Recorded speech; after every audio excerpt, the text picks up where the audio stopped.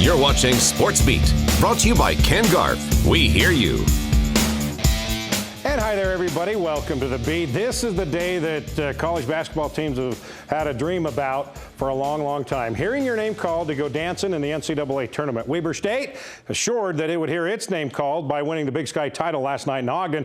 But BYU, on the other hand, well, not so comfortable of an afternoon. Cougars had to sweat it out to see if they would get in, but it turned out no reason to sweat at all. They weren't even that close to being left out. Now, the fifth Pac-12 team, the Ducks of Oregon, the number 7 seed. 4 consecutive 20-win seasons. They come into the tournament winning 8 of their last 9 games.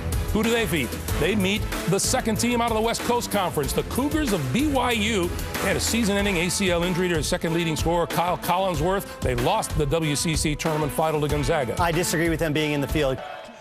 Yeah, the Cougars, a 10 seed, when we were hearing that they could be in that play-in game. Strength of schedule definitely helping out BYU this season. Playing in Milwaukee against Oregon on Thursday, 1:15 Utah time. Cougars lost at Oregon back in December, 196 in overtime. But, of course, they had Kyle Collinsworth then. They do not now. Kyle will have surgery this week to repair a torn ACL. We will have reaction from the Cougars coming up a little bit later. And Dave Rose will be in studio. 8 of their last 9 games. Who do they beat? They meet the...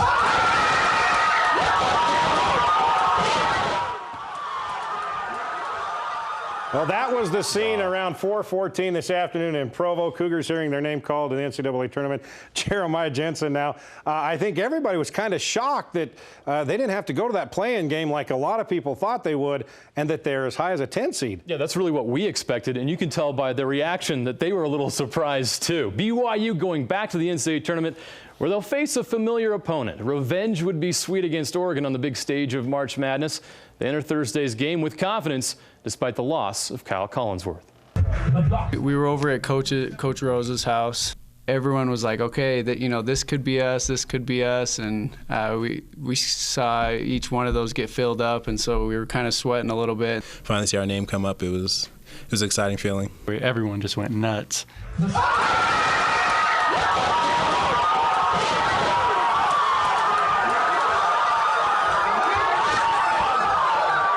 I almost passed out.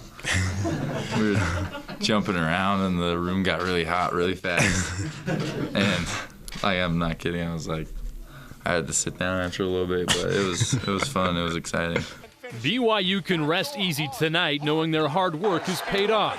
For the 7th time in the Dave Rose era, the Cougars are going dancing. The committee rewarded BYU for playing one of the toughest non-conference schedules in the country. They played 9 teams that made the field of 64 and beat 6 of them. We took a big challenge in our preseason to go out and play people, and that's a big tribute to the coaches and for putting together a great schedule. And but I think we had some big wins late in the season, and we're playing our best basketball right now. BYU is very familiar with Oregon. It's a rematch from December 21st in Eugene, a game the Cougars lost in overtime. Down the stretch, we had them by, I think it was like 7 points, and to know that you've had a team like that beat and you're going in and face them again on a neutral site, it's an exciting feeling. We do like this matchup. They play a fun style, an up-tempo style that we like, and like Matt said, we had our chances to beat them up at their place, and so yeah, we do like this challenge. Oregon will be a challenge, and so will the loss of Kyle Collinsworth. No one on the roster can replace him, but several guys hope to step up on the big stage of the NCAA tournament.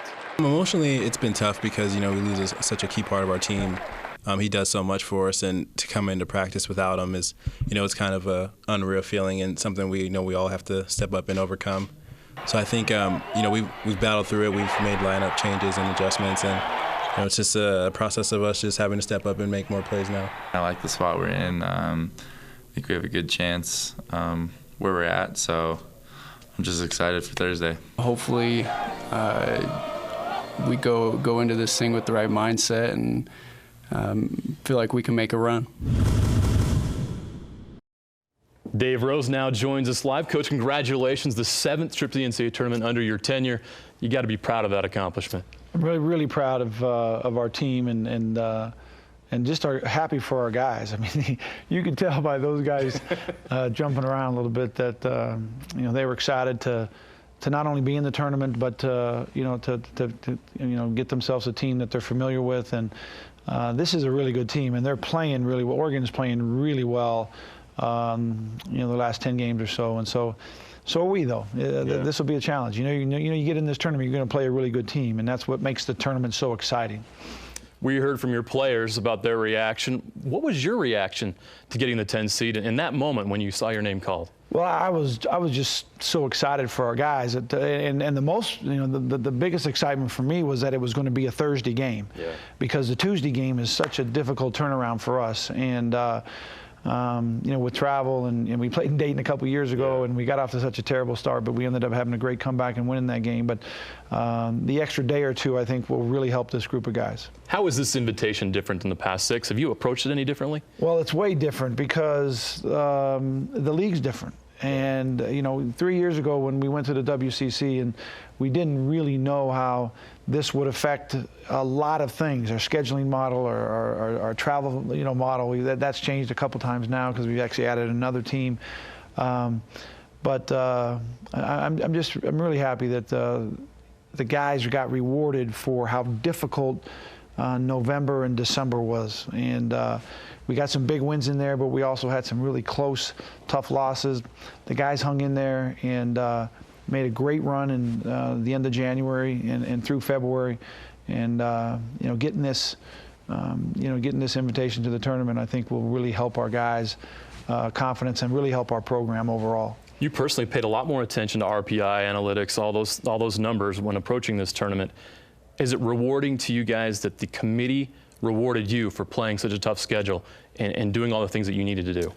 Well, there's two things involved with that. One is that our league was so much more improved as far as the RPI was concerned. I mean, we're playing top 100 teams when, in the last couple of years, those teams might have been in, above 100 RPI. And so that was a big, plus for us. Plus, we were able to go into St. Mary's and beat them, which we hadn't done since we joined the league. We got Gonzaga back at our place and beat them, and they were in the top 20 in the RPI. So, but it was really important. In the Iowa State game, the UMass game, those games that we played in the preseason, I think really prepared us for our league, but then really helped us with the selection committee. You're going to miss Kyle Collinsworth a great deal in this tournament. How has the team reacted to his loss, and how are they dealing with it? How have they responded this week? Well, it's been emotionally tough on our players. You heard Anson talk about it. There's a big hole in practice when Kyle's gone, because we play him at the point, we can play him on the wing, we also play him defensively at the 4 position. He's a great rebounder, and so we're going to have guys step up. Hopefully we can get over the emotion in the next couple of days of not having him, and then we can get special performances from a couple guys. We're going to need some real help rebounding the ball. Nate's going to need another guy who can help him rebound. And then scoring the ball and driving it to the basket, which are things that Frank and Anson are really good at. And hopefully we can, get some play from them. And then Sky's going to have to hit some shots, Skylar Halford. So we get all these guys on the same page, and we get a special game together, get a win. Hopefully we can move on. In your recent tournament wins, you've had guys that stepped up that maybe someone didn't expect. And one guy that's really stepped up here at the final stretch is Anson Winder. Wasn't getting a lot of time early in the season. All of a sudden, you put him in the starting lineup, and he's playing really well. He's playing his best consistent basketball for us right now. But the aggressiveness, playing on attack and getting to the free throw line. He was 10 of 10, I think, in the Gonzaga game, 8 and 8, 8 for 8 in the LMU or the USF game. But he's a guy who has a variety of ways that he can help this team. Defensively was the reason we put him in. It was to help us with our perimeter defense, which was causing us some issues. And then he really took over on the offensive end. So hopefully he can, continue to play at that pace, and then we can get some other guys to help. There were 2 times this year where you made big changes to the starting lineup. Now you have to do it again.